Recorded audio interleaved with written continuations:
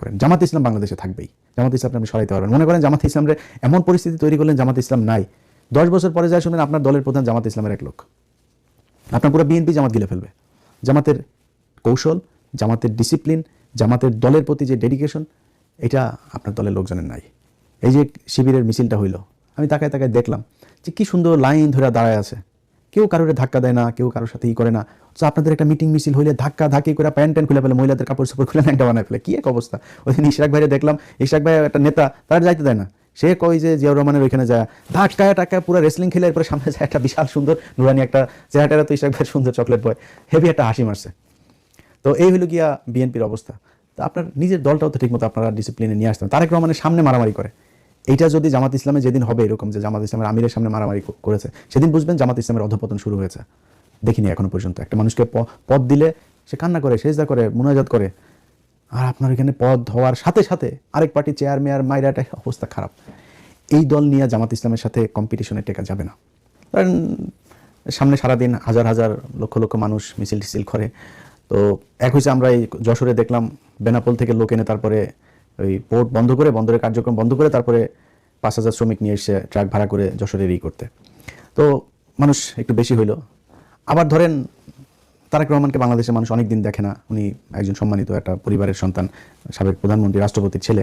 তো তারেক রহমানকে দেখতেও অনেক মানুষ যাচ্ছে, এরা সবাই ভোট দিবে এটাও না, মানে যাচ্ছে দেখতে তারেক রহমান এসে বাড়ির কাছে।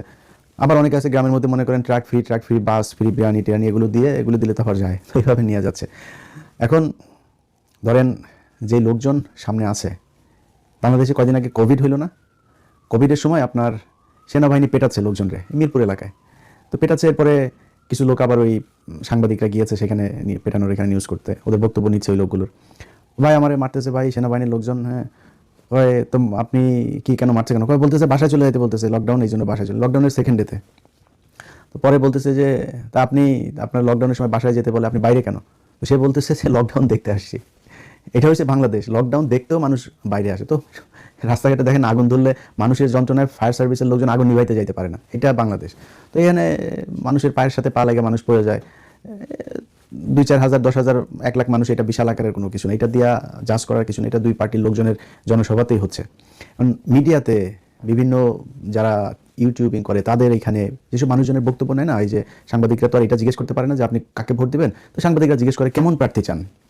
তো কেমন প্রার্থী চাওয়ার কথা বললেই ধাপ করে লোকজন বলে আমরা খুব সৎ লোকেরা চাই, খুব যোগ্য লোকেরা চাই। আবার কিছু কিছু মানুষ আবার একটু ধার্মিক হলে এভাবে বলে যে আমরা নামাজ রোজা করে ইমানদার মানুষকে চাই, দুর্নীতিবাজ না এরকম লোকজনরে চাই, চাঁদাবাজ লোকজনরে চাই না আমরা। এইটা বলা মানে বুঝবেন ঘটনা প্যাঁচ খেয়ে গেছে। যেই বলবে যে চাঁদাবাজ লোককে চাই না, বুঝবেন যে এটা ভোটটা দাঁড়িয়ে পাল্লাই দিবে। এখন একটা এমপি সাহেব ধরেন ক্যান্ডিডেট নিজে গিয়েছে আপনার কাছে ভোট চাইতে, আপনি যদি ওই লোকের বলেন যে বাবা ভোটটা কিন্তু আপনারই দিব, ধানের শীষেই দিব, হ্যাঁ, বা ভোটটা আপনারই দিব, কোনো চাঁদাবাজে আমরা ভোট দিব না, এই কথা বলার সাথে সাথে এমপির লোকজন আপনার মার শুরু করবে। কারণ বুঝবে যে বেটা তুই ধানের শীষে ভোট দিবি বলতেছিস, আবার বলতেছিস যে চাঁদাবাজে ভোট দিবি না, আমি তো চাঁদাবাজ, তুই আমাকে ভোট দিবি, আবার বলতেছিস চাঁদাবাজে দিবি না, আমার চাঁদাবাজ না হলে তুই ধানের শীষে কেমনে ভোট দিবি। কয়েক বছর আগে এক হুজুরের এক ওয়াজে শুনছিলাম, সেই ওয়াজের ভেতরে এক হুজুর মসজিদের ইমাম সাহেব সে জুমার খুতবা দিচ্ছেন। তো খুতবার ভেতরে আপনার একটা ওয়াজ করছেন সুদ নিয়ে, তো সুদ নিয়ে ওয়াজ করছেন। এই ওয়াজের মাঝখানে সে আবার বলতেছেন যে সুদখোর তার ইবাদত কবুল হবে না, সে মসজিদে আসলেও লাভ নেই, তার ইবাদত কবুল হবে না। কারণ মসজিদের যে সভাপতি এ তো লাভ দিয়ে উঠছে, লাভ দিয়ে ওইটা কয় হুজুর বাইরন বাইরো, তুই বাইরো অন্ত না তুই বাইরো, তো নামাজ পড়ানো লাগবে না, মুয়াজ্জিনরে কয় নামাজ পড়াইতে খুতবা দিতে। হুজুর কি সমস্যা, কি হয়েছে কি? তো ওই আশপাশের লোকজন আবার অন্য কমিটির লোকজন যারা আছে এলাকার গণ্যমান্য লোকজন, ভাই কি হয়েছে, ভাই কি সমস্যা কি? বদমাশ আমি মসজিদের সভাপতি আর বদমাশ আমার বিরুদ্ধে ওয়াজ করে।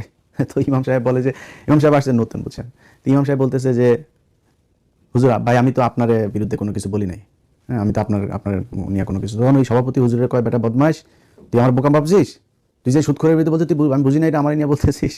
হুজুর কিন্তু জানে না, হুজুর বলতেছে হুজুর এই সভাপতি বলছে সভাপতি সাহেব আমি যদি জানতাম আপনি সুদ খান তাহলে কি এই ওয়াজ আমি করি, আর কত ওয়াজ আছে ওগুলি করতে পারতাম। এখন এই সুদখোরের কথা বললে সভাপতির যেমন গায়ে লাগে, চাঁদাবাজ শব্দটা বললেই আপনি বলবেন টেম্পো স্ট্যান্ড, দেখবেন যে বিএনপির লোকজন খেপে যায়, কী রে ভাই সমস্যা কি, টেম্পো স্ট্যান্ড বলছে আপনি খেপেন কেন, চাঁদাবাজ খেপে যায় আপনি খেপেন কেন ভাই, আপনি চাঁদাবাজ, আপনি চাঁদা না করে থাকলে আপনি খেপেন কেন? ওরা মনে করে চাঁদাবাজ বলে, মনে করেন যে কেমিস্ট্রিতে আপনি এক অণু হাইড্রোজেনের সাথে আপনি 2 অণু অক্সিজেন মিলাইলেন, এটা অটোমেটিক পানি হয়ে যাবে, এটা তো আর করার কিছু নাই, এটাই।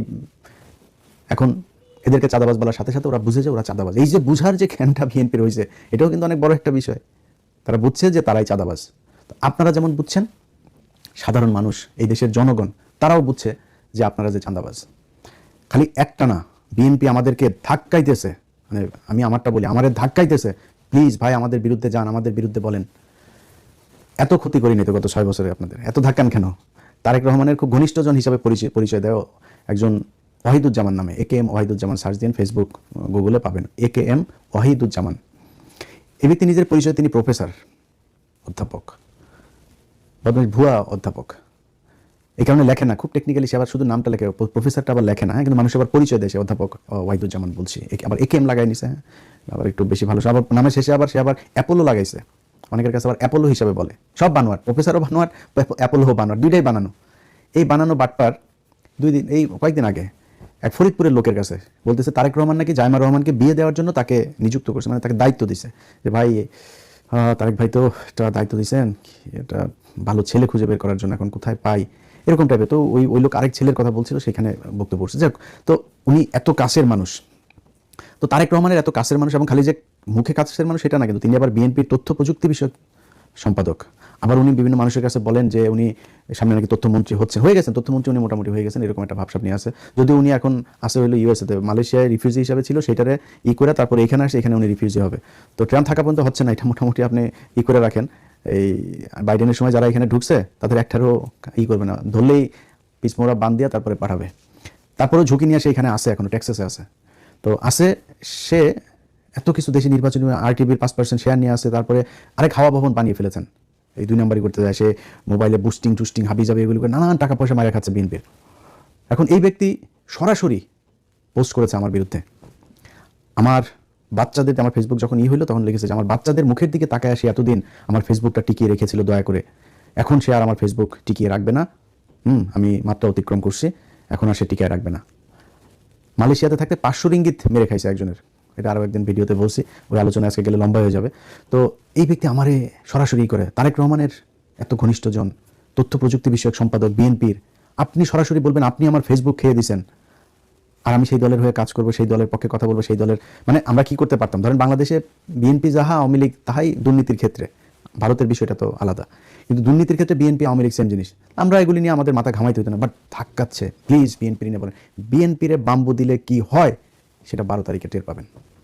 আমি তো এখন হাফ আছি, এক পিনাকি দাদা ঠেলাই তো নিতে পারতেছেন না, প্রতিদিন হু হু হু হু করে ভোট উড়া যাচ্ছে দাঁড়িপাল্লায়, ধান সব সব চলে যাচ্ছে দাঁড়িপাল্লার ভিতরে। এখন এই হচ্ছে অবস্থা। যাই হোক, এখন বিএনপির ব্যাপার, বিএনপি কেমনে চলবে, কি করবে না করবে, আমাদের কোনো সমস্যা নাই। প্রশ্ন হচ্ছে বিএনপি যেটা করছে এখন, সেটাতে বিএনপির কি হইতে পারে, সামনের ভবিষ্যৎ কি, খুব একদম প্র্যাকটিক্যালি ছোট করে আপনাদেরকে একটু বুঝাই। ধরেন বাংলাদেশে এতদিন 2টা দল ছিল, কি বিএনপি, আওয়ামী লীগ। ভারতে 2টা দল আছে, কংগ্রেস, বিজেপি। তারপরে ধরেন যুক্তরাষ্ট্রে এখানে আছে ডেমোক্রেট আর রিপাবলিকান। পাশের দেশ কানাডাতে এখানে আছে একটা হলো লিবারেল আর একটা হলো গিয়ে কনজারভেটিভ। লন্ডনে আছে লেবার পার্টি, কনজারভেটিভ। মানে এরকম পৃথিবীর যেই দেশে যাবেন আপনি গিয়ে দেখবেন যে 2টা রাজনৈতিক দল। এর বাইরে হাজার হাজার আছে, ওইটা চীনেও আছে। চীনে আপনার অনেকে হয়তো মনে করে যে চীনে বোধহয় নির্বাচন হয় না, চীনে বোধহয় একটাই দল, এরা মনে হয় এরাই করে। চীনে নির্বাচন হয়, চীনে বিরোধী দলের অনেক দল এখানে নির্বাচন করে, ওদের নিজেদের দল আর কি। হাসিনা যেরকম দামি নির্বাচন করেছিল, এরকম টাইপের নিজেরা বানায়া বুঝায় যেটা নির্বাচন হইলো, কিন্তু ওরাও জানে ওরা ক্ষমতায় আসবে না, এরাও জানে ওরা ক্ষমতায় আসবে না, 2 দল মিলে টিলে একটা পাতানো নির্বাচন করে। কিন্তু যেটা কম্পিটিশন বলে, পৃথিবীর কোনো দেশে নাই যে 3টা দল একসাথে যায়, মানে 5-6টা তো পরের কথা, 3 দল একসাথে প্যারালালি স্ট্রং হয়ে কখনোই চলে না। এখন আমরা গেল এই কয়দিন ধরে যা কিছু দেখছি, ধরেন বিএনপি কি চায়, আওয়ামী লীগ নিষিদ্ধ চায় না, নিষিদ্ধ আমরাও চাই না, আওয়ামী লীগের নিষিদ্ধ করার দরকার নেই, আওয়ামী লীগের বিচার করলেই সোজা হয়ে যাবে।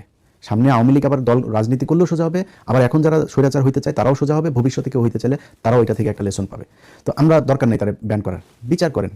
বিচার হয় না। আজকে এক এসআই দেখলাম এই সাভারের ঘটনা, সে দাপায় কাঁদতেছে। আমার খুব মানে হৃদয় স্পর্শী মনে হয়েছে, যে আমার কাছে মনে হচ্ছে যে লোকটা সে বিডিআরের মতো যেরকম কিছু লোকজনের উপরে দায় চাপিয়ে দেওয়া হয়েছে, ওরকম একটা নাটক এখানে সাজানো হয়েছে কিনা। যদি হয়ে থাকে জজ সাহেবকে বলবো আল্লাহর হস্তে জারমি করেন না, আপনাদেরকে আল্লাহ এই দুনিয়ার মধ্যে মানে এখানকার সেমি প্রতিনিধি হিসাবে আপনাদের একটা দায়িত্ব দিয়েছেন, দায়িত্বটা ঠিকমতো পালন করেন। নাহলে আপনাদের মধ্যে এরকম কত বিচারককে দেখলাম এই ইয়াতে গাজীপুরে ওই আগারগাঁয়ের বৃদ্ধাশ্রমে এরকম করে কুত্তে থাকে, বুঝছেন? তো কোতাকুতি করার আগে ভালো হয়ে যায়, আল্লাহ ভালো কিছু করবে।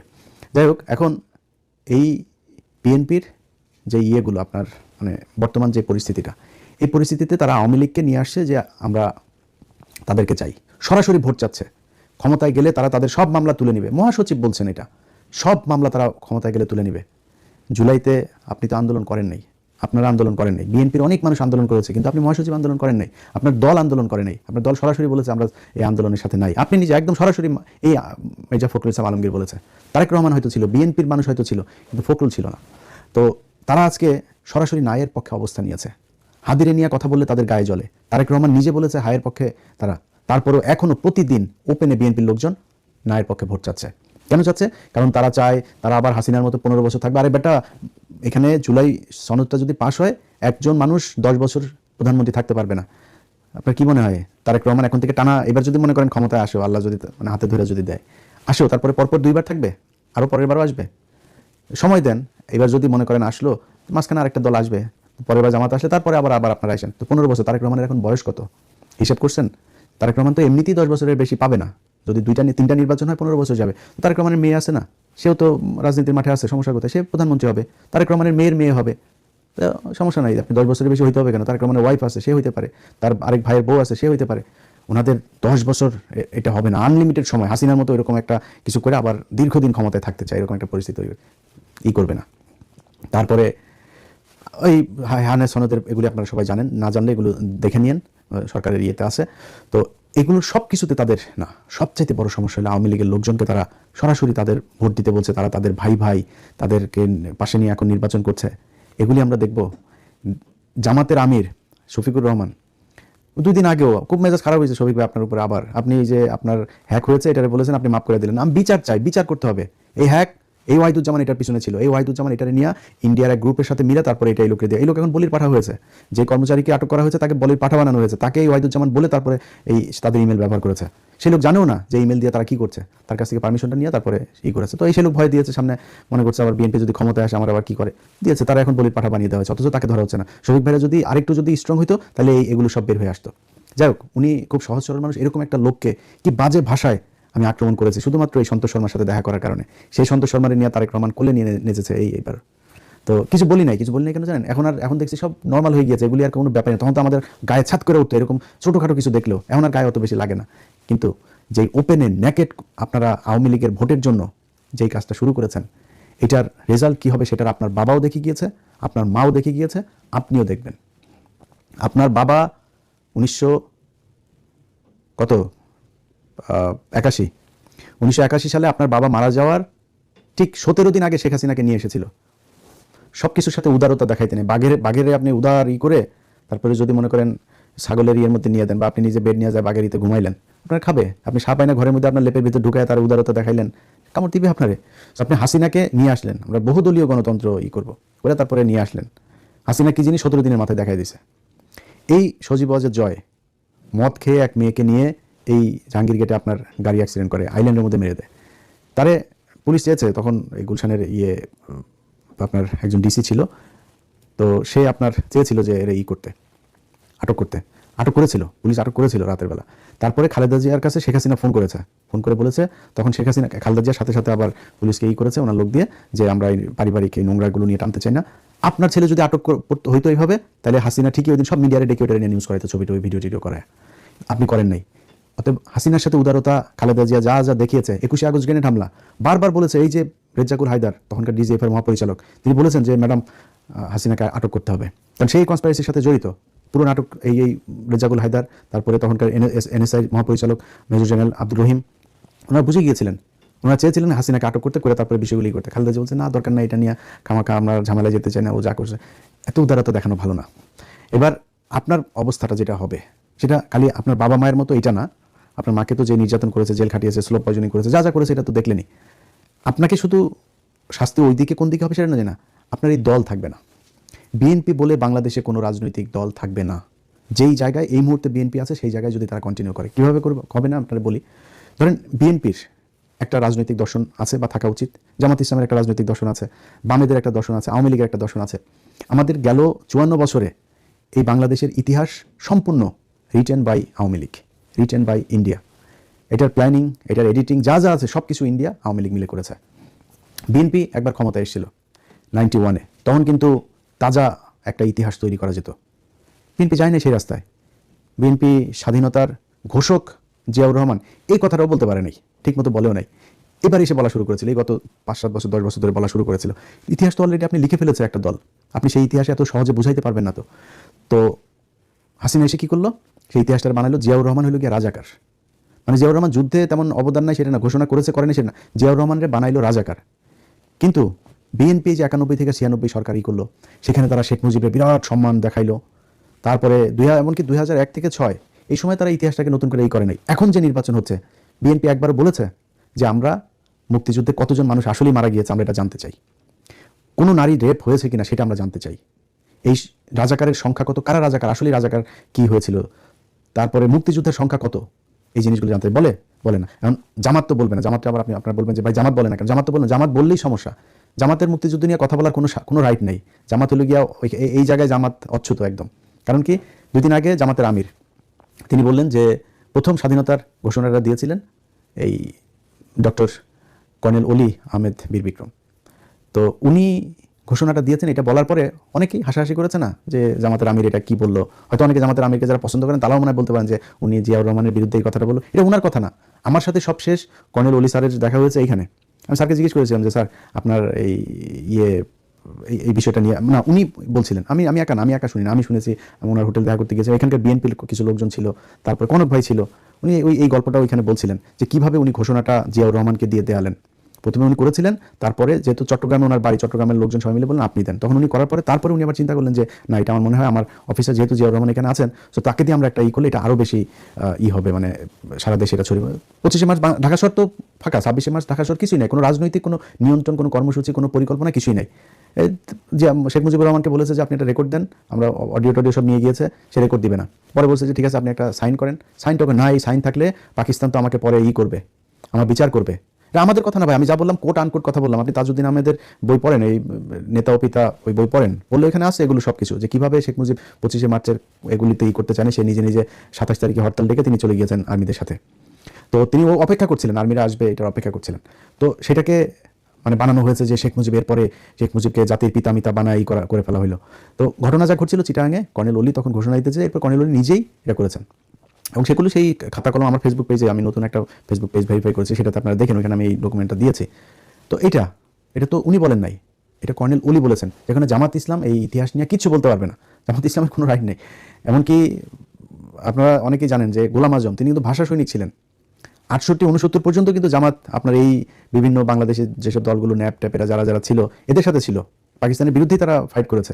কিন্তু 69-এর পরে এসে তারা আস্তে আস্তে বুঝলো যে না এখানে তো ইন্ডিয়ার কনস্পিরেসি চলছে, তখন তারা আপনার বললো কি এই করে ফেললো, এখান থেকে সরে গেল।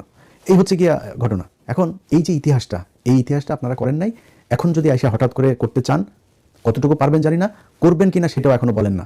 আপনারা এইটারে বিক্রি করে তারপরে করতে চান। এখন আপনি যদি এখন যেভাবে বিক্রি করছেন এভাবে করলে ওকে ঠিক আছে, আপনার এখনো পর্যন্ত জামাত ইসলাম তো আপনার কাছ থেকে মুক্তিযুদ্ধ নিয়ে নিতে পারবে না। বাট যদি আওয়ামী লীগ আসে, আপনি আওয়ামী লীগের কাছ থেকে এই মুক্তিযুদ্ধ কেমনে নেবেন? মুক্তিযুদ্ধটা তো আওয়ামী লীগের, তারা এইভাবেই বানিয়েছে। শেখ মুজিব ঘোষণা দিয়েছে, পাকিস্তানের ইয়েতে বসে সে পুরো যুদ্ধ পরিচালনা করেছে, আওয়ামী লীগের লোকজনই সব স্বাধীন করেছে। এরাই আওয়ামী লীগ করলে মুক্তিযোদ্ধা হয়ে গিয়েছে। একটা মুক্তিযোদ্ধা মন্ত্রী বানিয়েছিল আওয়ামী লীগ, সে মন্ত্রীটাও মুক্তিযোদ্ধা না, ভুয়া মুক্তিযোদ্ধা। এরকম এক ইতিহাস হাসিনা বাংলাদেশে তৈরি করে গিয়েছে। এই প্রজন্মকে মানে আমি পিনাকি দাদা যদি নাকি না থাকতো, ধরেন দুনিয়া আমাদের মতো 2টা মানুষ অধম নাই, না থাকলে জীবনে কোনদিন শেখ মুজিবকে নিয়ে এখন যেটুকু বলে না, এই ইতিহাস নিয়ে এই যে 16 ডিসেম্বরের হিসাব চায় মানুষ, জাতীয় সঙ্গীতের হিসাব চায়, আমরা 2টা মানুষ না থাকলে এইটুকু কেউ বলতো না। তো তারপরেও এই প্রজন্ম কিছুটা এখন হয়েছে, 71 দিয়ে তারা খায় না এখন আপনারা 71-এ তারপরেও নিয়ে বাণিজ্য করতে পারতেন। কিন্তু যদি আওয়ামী লীগকে আপনি ব্যাক করান, 71 আওয়ামী লীগের আপনার এখন অবস্থা দেখে যেটা মনে হচ্ছে যে আপনি খুবই একটা লিবারেল একটা মানে ডেমোক্রেটিক একটা পার্টি এবং বামপন্থী একটা পার্টি, এরকম একটা ভাব ধরে ঘুরছেন। আসলে কি বিএনপি বামপন্থী? বিএনপি যারা করে এদের আমি প্রিটি শিওর যে এরা মানে 90% এরা জানেও না যে জিয়াউর রহমানের আসলে বাংলাদেশি জাতীয়তাবাদ এইটা মানেটা কি বলেছিল, কি বুঝাইতে চেয়েছিল সে। ভাই বাংলাদেশি, আমরা বাঙালি না, আমরা বাংলাদেশি, এটা জিয়াউর রহমান করে গিয়েছে, এটা মানে কি জিজ্ঞেস করেন। এটা পড়েন যে এটা কি বাংলাদেশে মানে কি। তো আপনি ইসলামী মূল্যবোধ নিয়ে রাজনীতি করবেন, আবার বলবেন আমি হলাম গিয়ে বাম দল, আমি সেকুলার দল, আমার কোনো ইয়ে নাই, আমি ডানপন্থী না, এটা বলবেন, এটা বলে আপনি রাজনীতি করবেন। এটা তো আওয়ামী লীগের রাজনীতি, এটা এটা আপনার রাজনীতি না। এখন আপনি যখন এটা হইতে যাবেন, তাহলে আপনার মধ্যে আর আওয়ামী লীগের মধ্যে কোনো পার্থক্য থাকবে না। এখন আপনি আওয়ামী লীগকে নিয়ে আসছেন, আওয়ামী লীগকে ডেকে নিয়ে আপনার দলে, আপনি আর আওয়ামী লীগ ভাই ভাই, আপনারা আমাদের লোক, আপনাদের মামলার আমরা কিছু রাখবো না, সব আসেন রাজনীতি করেন আমাদের সাথে। তাইলে আজ থেকে মনে করেন 5 বছর আপনি ক্ষমতায় থাকলেন, ধরেন 12 তারিখে ক্ষমতায় আসলেন, আসার পরে আপনি 5 বছর থাকলেন। এই 5 বছরে আপনারা যে কি করবেন এটা তো আমরা জানি, আমরা দেখেছি না এর আগে, এত অস্বীকার করার কিছু নেই। ধরেন মনে করেন তারেক রহমান খুব সৎ মানুষ, তারেক রহমান জীবন দিয়া দিলেও পারবে, মানে সব চোর বাটপার ঋণ খেলাপি চাঁদাবাজ বহিষ্কৃত নেতাটাতে এগুলো সব আপনার দলে। এর মধ্যে আবার কিছু বহিষ্কৃত এগুলো আবার ওই যে স্বতন্ত্র থেকে দাঁড়িয়েছে, তো স্বতন্ত্র ওই লোকটা তো আপনার পাশ করে আসবে, এর মধ্যে কয়েকজন আপনি যে সরকার গঠন করেন ওদের মধ্যে ওদেরকে আবার নিয়ে আসবেন, আমি গ্যারান্টি দিলাম। বিএনপি পাশ করলে এদেরকে নিয়ে আসবে, আবার যে কজন পাশ করেছে এদেরকে সংসদে নিয়ে আসবে, বহিষ্কার টহিষ্কার আদেশ সব কিছু বাতিল হয়ে যাবে। আবার কিছু জায়গায় খুব টেকনিক্যালি, যেমন নুরুর এখানে আমি জানি, আমি একদম খুবই মানে সুনির্দিষ্টভাবে দায়িত্ব নিয়ে বলছি, বিএনপি থেকে বলা হয়েছে হাসান মামুনকে তুমি দাঁড়াও পাশ করে তারপরে আসো, নুরুরে এমনি দিলাম একটা, তো লেমন চুজ দিয়ে তারপরে নুরুরে বসায় রাখছে ওইখানে, আর হাসান মামুন করে নুরু আবার মাঝখানে জামাতের সাথে খুব গুনগুন করছে, জামাতের জোটে যোগ দেয়, জামাতের নেয় নাই। তো এরকম কিছু জায়গায় আছে ওই ওরা জোটের ওদেরকে দিয়েছে ওইখানে, বাট একজন বিদ্রোহী প্রার্থীকে বসিয়ে দিয়েছে, বিদ্রোহী প্রার্থীকে গোপনে গোপনে করেছে তুমি চালাও, জিতে আসো আবার আমাদের সাথে নিয়ে নিব। তো ওই চোর এগুলিতে সব চাঁদাবাজির ইয়েতে বহিষ্কৃত, তো বহিষ্কৃতগুলো আবার আসবে না এতে দলে, এগুলো নিয়ে আসবে। তার উপরে আরও নানান চারিদিকে যা যা 1.5 বছরে করেছে, এখনও যা যা করছে তা তো করছেই। তো আপনারা সামনের 5 বছরে কি করবেন এটা আমরা মোটামুটি জানি, বাংলাদেশের মানুষ সবাই দেখছে। ওনারা বলেন যে জামাত ইসলাম তো তাদের দেশ পরিচালনার কোনো ইয়ে নাই, কোনো অভিজ্ঞতা নাই। জামাত ইসলামের দেশ পরিচালনার অভিজ্ঞতা নেই, এটা পার্শিয়ালি ট্রু, তাদের দুজন ইয়ে ছিল যেহেতু, এটা পার্শিয়ালি এটা ট্রু, কিন্তু এটা আবার মাথায় রাখেন জামাতের কিন্তু আবার আপনাদের মতো চুরি করার এই অভিজ্ঞতাও নাই। আপনাদের একটা অভিজ্ঞতা আছে, সেই অভিজ্ঞতা দেশকে 5 বার দুর্নীতিতে চ্যাম্পিয়ন বানানোর অভিজ্ঞতা আছে। আপনাদের অভিজ্ঞতা আছে মানুষের বিদ্যুৎ না দিয়ে রাস্তার মধ্যে পেটানোর, সারের জন্য মানুষের বুকে গুলি করার, আপনাদের এইসব এটাই আপনাদের এক্সপিরিয়েন্স। তো এই এক্সপিরিয়েন্স নিয়ে আপনাদেরকে না এনে মানুষ, আমার মনে হয় যাদের এক্সপিরিয়েন্স নাই, যারা অন্তত চুরি করবে না, এইটুকু বুঝে যে এই লোকগুলি চুরি করবে না, ওই লোকগুলির আমার মনে হয় মানুষ ক্ষমতা নিয়ে আসতে পারে। তো সেই হিসেবে আপনারা এই 5 বছরে কি করবেন সেটা জানি। 5 বছর পরে তো আপনারা ভোট দিবেন, এটা তো আপনি গ্যারান্টি দিয়ে বলতে পারি। তো 5 বছর পরে আপনি এই 5 বছরের মধ্যে আপনি আওয়ামী লীগকে নিয়ে আসলেন আপনার দলে, আনার পরে এই আওয়ামী লীগ তো আপনার ভেতরে ঢুকবে। আপনি কয়দিন পরে দেখবেন আপনার এলাকায় যারা আছে তাদের মধ্যে বেশিরভাগই সব আওয়ামী লীগের লোকজন দিয়ে, এরপরে এদিকে ইন্ডিয়া টাকা পয়সা দিয়ে তাদেরকে প্যাট্রোনাইজ করবে, করে তারপরে আপনার দলের ভেতরে মোটামুটি আওয়ামী লীগের একটা আদর্শ, আওয়ামী লীগের লোকজন, আওয়ামী লীগের টাকা পয়সা, আওয়ামী লীগ দিয়ে পুরো আপনার দলটা চলবে, মাঝখানে থাকবেন খালি আপনি। আপনারা হয়তো বা একদিন দেখা যাবে যে বেশি ভালো না লাগলে আপনার আবার মতো ওরকম কিছু একটা করে ফেলবে, কিছু করার থাকবে না, আপনি করবেন কি? সো তখন কি হবে, জিয়া পরিবারে আপনি যদি নেতৃত্ব দিতে না পারেন, তা আপনার দলটা হয়ে যাবে আওয়ামী লীগ। কারণ ভিতরে তো অলরেডি আপনি আওয়ামী লীগের লোকজন নিয়েই পুষছেন, আপনার দল তো এমনি ইন্ডিয়ান মালের অভাব নেই। আপনার উপরে যে কটা আছে, খালি কিছু মানুষ আছে যে মানুষগুলিকে আপনি এই যে খুব খারাপ লাগে, মানে বিএনপির দলটার জন্য বিশ্বাস করেন, এই মোয়াজ্জেম হোসেন আলাল ভাইকে মনোনয়ন দেয়নি, এই যে হাবিবুর নবী খান সোহেল ভাই তারও নাকি মনোনয়ন দেয়নি, ইসাক এই যে ঢাকাতে ভাই, ইসাকের নাম মনে হয় সোশ্যাল মিডিয়াতে আসেন, জানেন না এরকম কেউ নাই। এই ইসাক সরকারকে এত নির্যাতন, পুরো পরিবারের মানুষকে নির্যাতন, লোকটার মনোনয়ন দেয়নি। অথচ চোর বাটপার মির্জা আব্বাসের মতো স্বীকৃত চাঁদাবাজ তারে আপনার মনোনয়ন দিয়েছে, এত মানে অভিযোগ তাদের বিরুদ্ধে, তারপরে মনোনয়ন দিয়েছে। আমার চুয়াডাঙ্গা একে শরীফ ধর্ষণের অভিযোগ, যত ধরনের চাঁদাবাজি ধান্দাবাজি শয়তানি যা যা, চরমপন্থী নেতা সে, আমার এলাকায় চরমপন্থী ছিল সে, খোঁজ নিয়েন, সেই লোকটারে দিয়েছে, আমি বলার পরেও দিয়েছে। তো এই যে এইসব লোকজন দিয়ে আপনি রাজনীতি করে তারপরে যদি মনে করেন যে আপনারা ক্ষমতায় চলে আসবেন, ক্ষমতায় এসে তারপরে দেশ বিশাল আকারে ভালো চালাবেন এবং পরের বার আবার আপনাদেরকে মানুষ ভোট দিবে, এই স্বপ্ন দেখা ভালো, কিন্তু এই স্বপ্নটা অবশেষে স্বপ্ন দোষ হয়ে যাবে। সো আমি যেটা মনে করি, বিএনপি যেই পথে হাঁটছে তারা আওয়ামী লীগের সাথে মার্চ করার একটা চেষ্টা চালিয়ে যাচ্ছে। তো যেটা মূল বলতে চাচ্ছি, বলে শেষ করি, সেটা হচ্ছে যে এই আওয়ামী লীগ আর বিএনপি আপনারা, মানে আমি মনে করি যে এবার জামাত ইসলাম বোধহয় ক্ষমতায় আসবে। চারিদিকে মানুষজনের ভেতরে যে পরিমাণে বক্তব্য, এই যে প্রথমে শুরুতে যেটা বললাম যে মানুষের বক্তব্য শুনলেই বোঝা যায় ভোট কারে দিবে, ভাই আমরা চান্দাবাজ কোনো কারণে ভোট দিব না, তো এইটা শুনলেই তো মির্জা আব্বাস লাভ দিয়ে উঠবে, কি আমার নাম ধরলো কেন, অবস্থা এটা না। তো এই যে মানুষগুলো বক্তব্য দেয় শুনলে চোখের দিকে তাকাইলেই বুঝবেন যে মানুষের ভাষাটা কি। এটা আমার বিশ্বাস, তারা তো অভিজ্ঞ, এর আগে হয়তো রাজনীতি করেছে, কয়েকবার ভোট করেছে, কেউ এমপিও ছিল বিএনপি যারা, ওরা কিন্তু মানুষের চোখের দিকে তাকাইলে বুঝতে পারে। আর উপরে যত কিছুই বলুক, বিএনপির ভেতরে পাগল হয়ে গেছে। প্রতিদিন হাজার ডলার খরচ করছে এই মহাখালী ডিওএইচএস এর ভেতরে আরেক নতুন হাওয়া ভবন বসিয়ে, তোমায় টাকা খরচ করছে, তাও সোশ্যাল মিডিয়াতে তাদের লোকজন পায় না। ফ্যামিলি কার্ডে কেউ কয় 50 বছর, কেউ কয় দেওয়া হবে, ওই ফ্যামিলি কার্ড নিয়ে এটিএম মেশিনে ঢুকাইলে টাকা বেরোবে, কেউ বলে ওইটা দিয়া বলে হাসপাতালে গিয়ে করা, কেউ কয় যে আপনি বাজারে যাবেন আলু কিনবেন 3 কেজি, আপনার কাছে দাম রাখবে 1.5 কেজি রাখবেন, ওই কার্ড দেখলেই রাখবে না। নানান ধরনের মুদির দোকানে গেলে বলে চা পান বিড়ি যা আছে সব বলে ফ্রি। এগুলো করে তারপরে মানুষকে বেকুব বানানোর চেষ্টা করে যাচ্ছে। এগুলো করে কিছু করা যাবে না। কিন্তু যেটা হবে, যেটা বললাম, বাংলাদেশে দল থাকবে দুইটা। জামাত ইসলামকে আপনি বাংলাদেশ থেকে আর সরাইতে পারবেন না।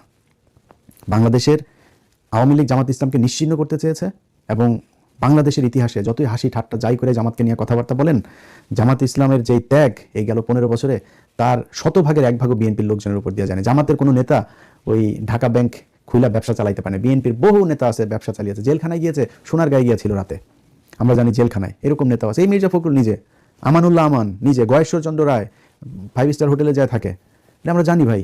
তো তখন তো বিএনপির নিজের কলিজা মনে করতাম। বিএনপির একটা ছেলেরা কোথাও মারলে আমার নিজের শরীরের মধ্যে কষ্ট হইতো। তো তখন যেখানে এগুলি তো আর কিছু বলি নাই, চলতেছে চলুক। তো এই বিএনপির চাইতে এরা অনেক কষ্ট করেছে জামাত ইসলাম, অনেক রক্ত। আল্লাহ তার 11টা মানুষের জীবন আল্লাহ স্যাক্রিফাইস করিয়েছেন এই দলটাকে দিয়ে। আমার বিশ্বাস সেই ফল তারা পাবে এবং পাচ্ছে। এখন এই মুহূর্তে যে বিএনপির যে কম্পন তৈরি হয়েছে, এটা সেই 11 জন মানুষের যেই ত্যাগ, 11 জন না, অন্তত 1100 মানুষ তাদের জীবন দিয়েছে এই গেল 15 বছরে। এখন এই দলটা আপনি এত কষ্টের মাঝখানেও এখন বলে গুপ্ত টুপ্ত অনেক কিছু বল না, ওরা গুপ্ত থেকে ঢাকা ব্যাংক খুলে ব্যবসা করে নাই, ওরা আওয়ামী লীগের সাথে ব্যবসা করে নাই, ওরা টিকে থেকে এই সরকারের বিরুদ্ধে যেভাবে সংগঠিত হওয়া দরকার, যখন সবল দেওয়ার সময় এসেছে তখন ঠিকই সবল দিয়েছে। এরাই করেছে এই পুরো সংগঠিত করার। আজকে অনেকেই বড় বড় ইয়ে করা হয়, আপনার কি যেন মাস্টার মাইন্ড টাইন অনেকের বানায়, এই জামাত শিবিরের এরাই করেছে এগুলোর শুরুটা। এবং এই সাদিকের যে অবদান, সাদিককে নিয়ে কথাবার্তা বলে, সাদিকের যে অবদান, এগুলি এই যারা ইয়ে আছে সমন্বয়ের কাছে, এদের কাছে জিজ্ঞেস করেন সাদিকের কি অবদান এখানে। তো জামাত ইসলামকে এত চাপ দিয়ে আপনি শেষ করতে পারেন নাই। এখন আওয়ামী লীগ সবচাইতে বড় ক্ষতি করে, সবচেয়ে বড় উপকার যেটা করে দিয়ে গিয়েছে, আপনি তো যুদ্ধাপরাধের বিচার করে গিয়েছেন। তারা যুদ্ধাপরাধী ছিল না ছিল সেটা আল্লাহ জানেন, মানুষ জানে, সবাই জানে এখন। কিন্তু মানুষগুলোকে আপনি ঠান্ডা মাথায় বিচারিক হত্যাকাণ্ডের মাধ্যমে শেষ করেছেন। এই মানুষগুলোকে মারার পরে কি হয়েছে? এখন তো আপনি জামাতের কারণে বিচার করতে পারবেন না। বিচার তো শেষ, এক মুরগি আপনি কয়বার জবাই করবেন? তো যেহেতু বিচার শেষ, এখন 71-এর খানা শেষ, এখন ওরা আপনি কি দিয়ে কিছু করতে পারবেন? ওরা এমনি মারা ফেলতে পারবেন, এমনি আপনি অনেক কিছু করতে পারবেন। কিন্তু ওরা আপনি আইনগতভাবে, ও তো চাঁদাবাজি করে না ভাই, ও তো কোনো মেয়ের ধর্ষণ করতে যায় না, ও তো কারো বাড়িতে চুরি করে না। সো ওরা আপনি ধরবেন, কেউ ধরতে তো পারবেন না। ও তো এখন প্রকাশ্যে রাজনীতি করবে। জামাত ইসলাম যদি সবচাইতে নিম্ন স্তরেও যদি যায় এই মুহূর্তে, তাহলে এবার প্রধান বিরোধী দল হবে। তো প্রধান বিরোধী দলে আপনি কি করবেন? তারা পরের 5 বছর আপনারা এইটা চিন্তা করে আপনার ঘুম হবে না যে 5 বছর পরে তো জামাত আসবে না। আপনি জানেন আপনি চুরি করবেন, তো জামাত ইসলাম ক্ষমতায় আসতেছে, সেই কারণে আপনি এর আতঙ্কে থাকবেন। এইটার আপনি সরাইতে পারবেন না। এখন ডিসিশন নিতে হবে ভাই, আপনি থাকবেন বিরোধী দলে বা আপনি সরকারি দলে থাকবেন, না আওয়ামী লীগকে আনবেন। আমি জামাতকে বলেছি যে আওয়ামী লীগকে যদি ওরা আনতে চায়, এবার যদি নির্বাচনে আসতে দিতে চায়, আপনারা বেশি পারাপারি করেন না, আওয়ামী লীগকে আসতে দেন। আওয়ামী লীগ নির্বাচনে যদি অংশগ্রহণ করে, আওয়ামী লীগ আপনারা ভোট দিবে না, আওয়ামী লীগ ওরে ভোট দিতে যাইতে পারে। সো ওরা এই চালাকি করে এই ভোটগুলো নিচ্ছে না, এটা যাতে আওয়ামী লীগ ভোটে দাঁড়াইলে আরও ভালো হতো। আমি কিন্তু এই কথা আরও 2-3 মাস আগে বলেছি জামাতকে যে ওদেরকে আসতে দেন। তো ওরা আসলে আরও ভালো হতো, দুই দল মিলে ওইদিকে কী করতো, জামাত ইসলামের জিততে আরও ইজি হতো। যদিও আওয়ামী লীগ এবং হিন্দু তারা দেখেছেন যে আপনাদের উপরে, সাধারণ কর্মী যারা আছেন তারা দেখেছেন যে বিএনপির লোকজন আপনাদের উপরে সাথে কি ব্যবহার করেছে। তারা টাকা হইলে সব কিছু মিটমাট, টাকা না দিলে যত সমস্যা। এদের দেশপ্রেম টেশপ্রেম কোনো কিছু নাই, বা আওয়ামী লীগ এতদিন অত্যাচার করেছে এটাও না, টাকা দিবি, টাকা দিলে সব ঠিক। এইভাবেই তারা চলেছে। এখন এটা করে আপনারা আওয়ামী লীগের সাথে যদি এইভাবে চলতে চান তাহলে চলবেন, আওয়ামী লীগের নেতৃত্বে আপনারা চলতে হবে। আপনি শুধু 71 দিয়ে আপনি বাঁচতে পারবেন না। আপনার 71 আপনার প্রোডাক্ট না, আপনি 71 এখন বেচতে চাচ্ছেন, এটা 71 আওয়ামী লীগ অলরেডি বিক্রি করে দিয়েছে, এটা তাদের প্রোডাক্ট। সো আপনার 71 দিয়ে আসার সুযোগ নেই, যেটা দিয়ে আসার সুযোগ ছিল সেটা আপনি ব্যবহার করেন। তারেক রহমান দেশে এসে যেটা করতে পারতো, আমার দলে এতদিন যে যা করেছো, আর কোনো ধরনের কোনো কিছু চলবে না। আমার দেশের এটা করবো, এটা করবো কি এই বিষয়গুলো নিয়ে একটা সুন্দর একটা কিছু তার করাইতে পারতেন, সেটা না করা এসে দিয়েছেন ফ্যামিলি কার্ড। যে ফ্যামিলি কার্ড হাসিনা দিয়ে গিয়েছে আরও কয়েক বছর আগে, তত্ত্বাবধায়ক সরকারও দিয়েছে। এখন এগুলো মানে কার বুদ্ধিতে কারা প্ল্যানিং করে কি করে সেটা তারাই জানে, আল্লাহই জানেন। তো যেটা বলতে চাই সেটা হচ্ছে যে ভাই, সবশেষ কে থাকবেন? আওয়ামী লীগ থাকবে?